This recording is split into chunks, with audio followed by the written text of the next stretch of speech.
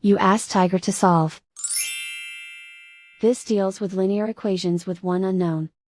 The final result is x equals -7/3. Let's solve it step by step.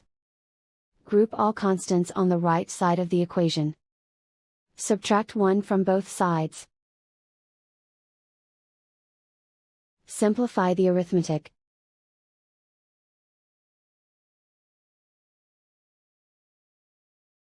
Isolate the x. Divide both sides by -3. Cancel out the negatives. Simplify the fraction. Move the negative sign from the denominator to the numerator. And so the final result is x equals -7/3.